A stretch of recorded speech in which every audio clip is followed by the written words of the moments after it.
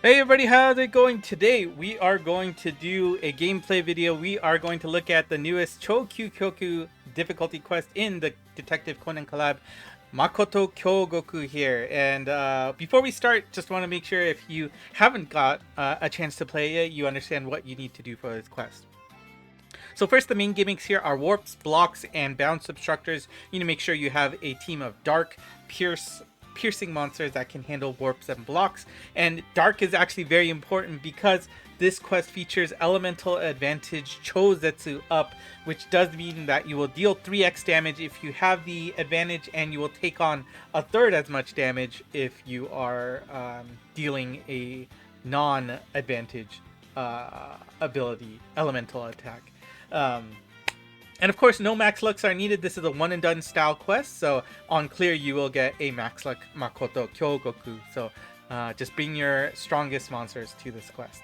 Now, the other gimmicks that you will have to worry about is the sword and shield rotating panels. If you don't know how that works, is you'll see a panel that features either a sword or a shield, and when you take it the next turn, the other item will switch. So you need to make sure that you not only pick up these items appropriately, but make sure you don't screw yourself over in the future, and pick up enough so that you have the other item available on the next turn, or both items available. We'll talk about why in a short bit.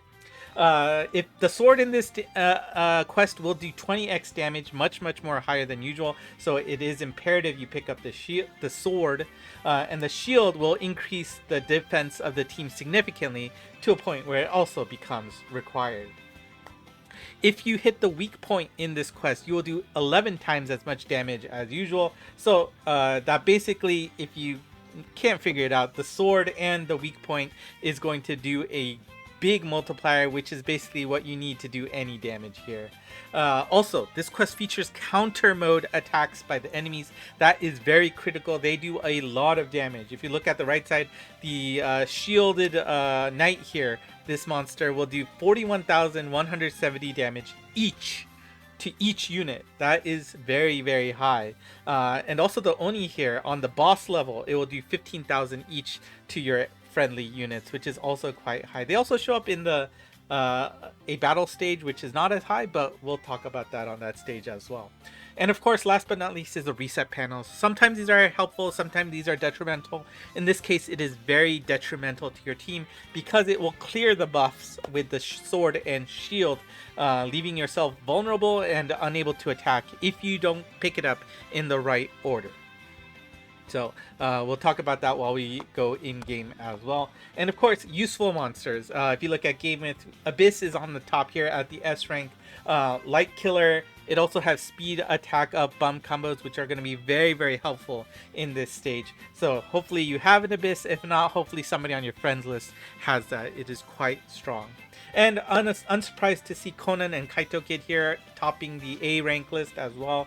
They have barrier, they can tank some damage, their strike shot delay will help you in a pinch, and they just do good things overall. That strike shot is also very strong if you can make sure that they keep their sword up while moving around.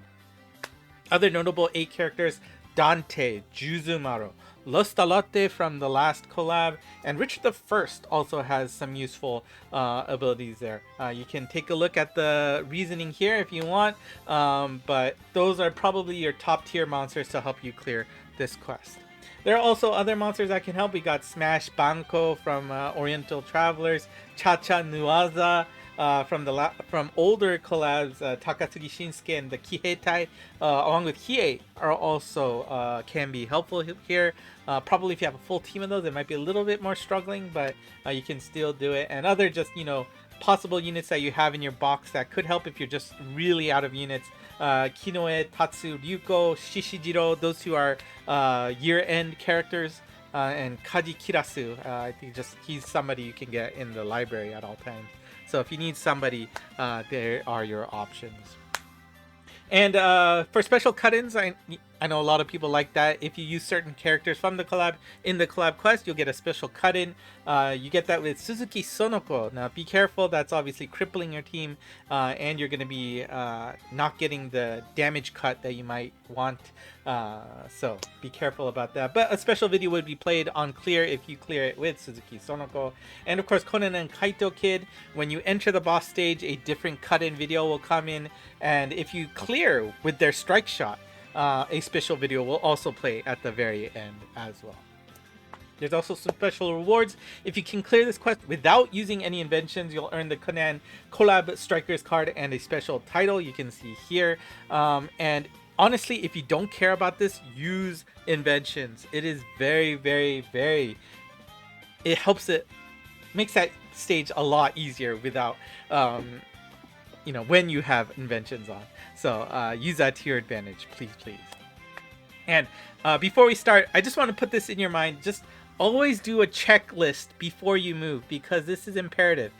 Like I said, those counter mode attacks are very, very strong and can deal a lot of damage. So what you want to do is first check, are there any monsters in counter mode? They'll have this yellow glow to them. If the answer is yes, then you should check, does my team have shields up? If the answer is no, right, then you need to prioritize getting a shield above anything else. Get a shield, hit the counter mode, right? And you gotta tank it. And remember, make sure that path does not hit a reset panel before and immediately after hitting the enemy. Some of these, the high energy circle counter modes, they have a little bit of lag to it. Remember how Lucy's bomb combo worked, right? It's the same way. So it's twofold. You get a positive because it gives you a little bit of time to hit a shield after you hit the enemy. Just be careful about that. But it also means if you immediately hit it right after hitting hit the reset panel after hitting the enemy, you're putting yourself in a lot of trouble. Now, it's only going to be one unit that hits it, so it's not going to be as bad. But the important part is that your team, if your team does not have a shield, you cannot tank a counter mode attack. All right? So that's it for the prep. Let's start the game. Give me a second to start the video, and let's talk about the game itself. All right, and let's get the battle started. So let's start with battle 1 here. And basically, you know, first battle is always a tutorial on what you need to worry about. You see the reset panel on top.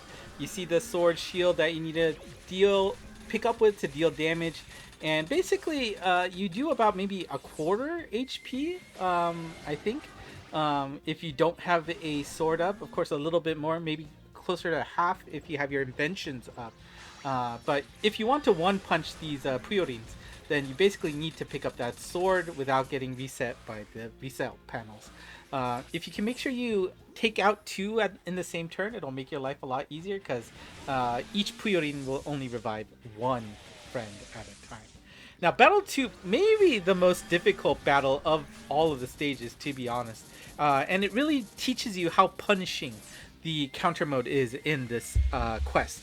The boss here, the knight with the shield, he does almost 40k, more than 40k damage. And you'll see it in action. Yeah, there you go, in here, where I did pick up the shield for my team, so I survived. But that unit that was moving hit the reset panel before the high energy circle activated, right? So that lag you saw there was enough for it to deal damage to my monsters, which ends up hurting a lot.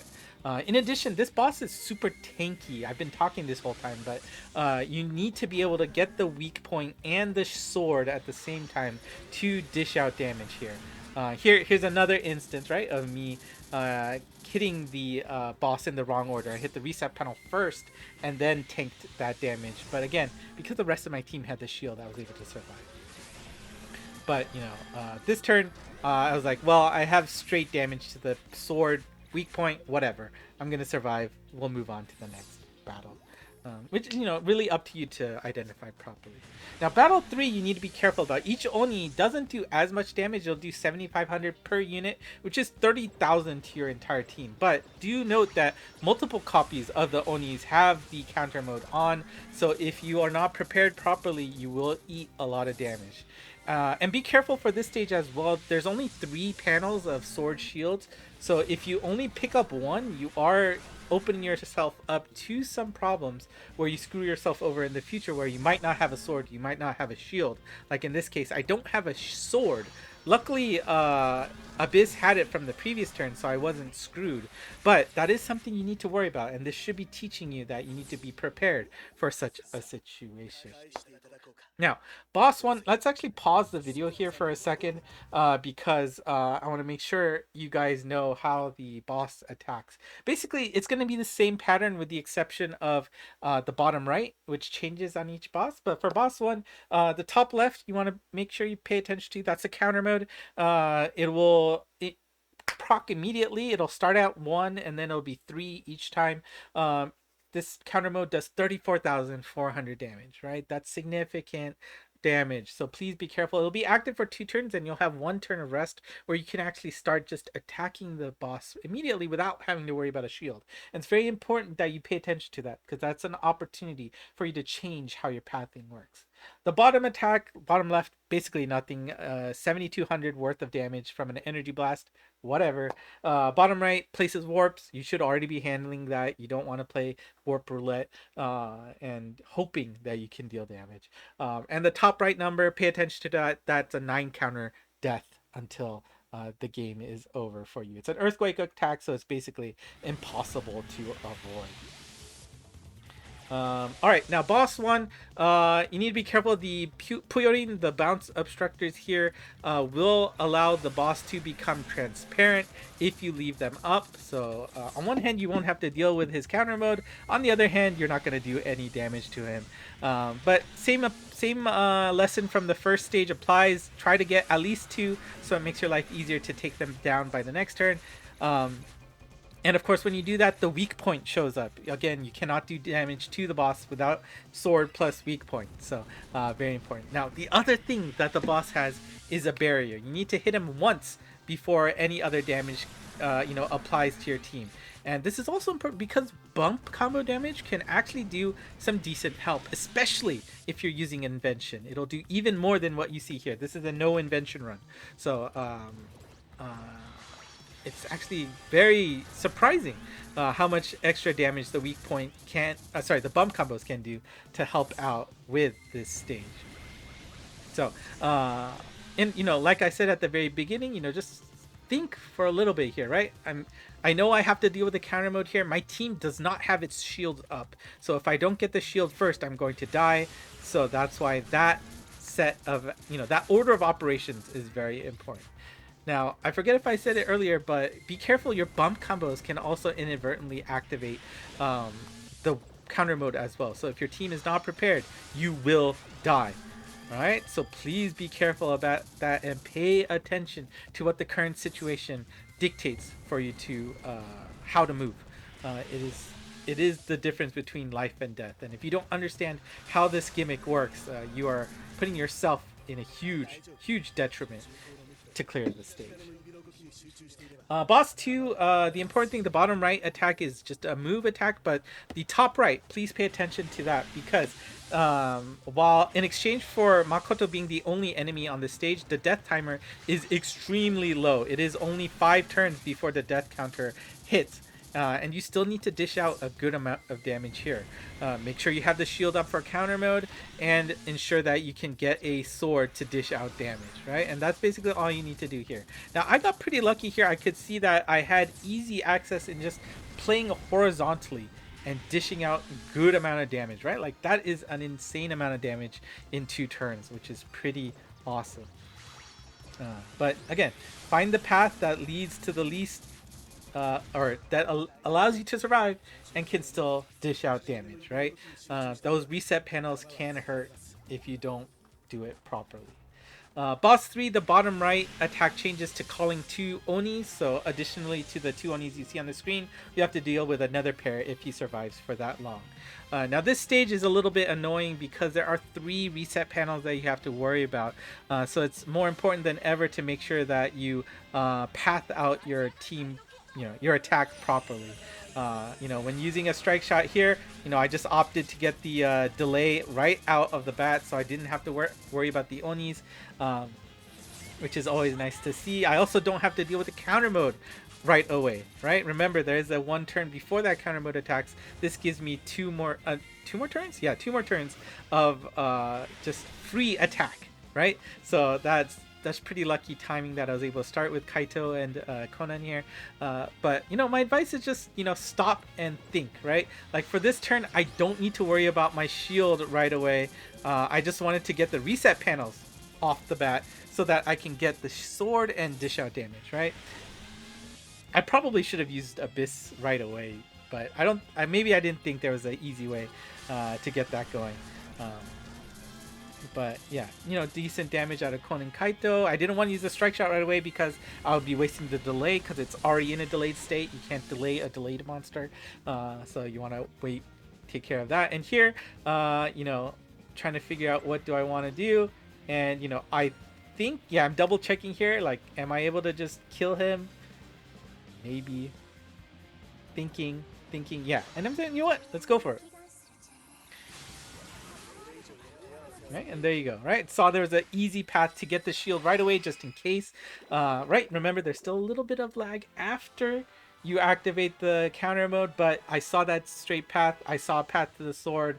I knew Abyss can do a lot of damage with her strike shot. Just said go for it, right? And it worked out really nice. So, again, I know it's maybe just a simple thing to say, but it really is important to just pause and think for this stage, right? The order in which you move is so important. The state of your team is so important to keep an eye out for. That it is a difference between life and death if you don't understand what your team is at, right? Because if you hit that counter mode and your team is not shielded up, you are going to kill yourself on a good run. I've done that before. It's just, I know it's such a simple thing to say and maybe obvious thing to say, but just pausing and thinking, making sure that you do not screw yourself over is just so important. So that's my advice for you. Just make sure that what was it, that checklist that I had, at the beginning, right? Just look at that and just constantly play that over and over and make sure that when you move that you are ready to take what the game is throwing at you. And if you have that going, it's not that bad, right? Now I'm saying that's not that bad even though I'm using like 2 S rank monsters, 2 top tier A rank monsters. Yes, obviously my box was prepared for this, but even if not, it's just something that you want to watch for. Buff your team with able berries, with badges. That'll help you out a lot. Hopefully your friend monster is already souped up and ready to go, and it's not that bad. Game with Makoto is not super special. I don't think he's gonna be breaking anything. Nothing you need to like.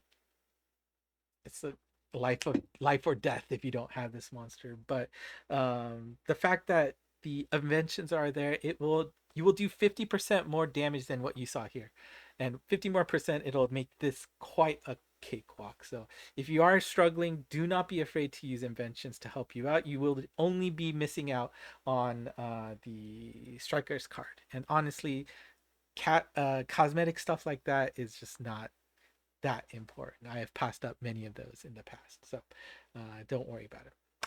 All right, so hopefully that was helpful. If it was, please do leave me a comment, and if you want to see anything better, if you didn't like how certain things were set up, if things were too distracting, if the text was too small, I don't know, just give me any feedback on these. If we got enough people to watch these and they do like what they saw here, then I'll keep going. If not, I'll just shelve this because this is just more things that I need to worry about, prep for, that if it's not that interesting, I won't do either. So do let me know. The comments for this video are more important than ever. But if you do like what you saw, like and subscribe as well. ENGmonst on Twitter/X for the latest news from myself. And of course, the Discord channel link to the server is in the description below. Thank you so much for watching. And until next time, bye bye.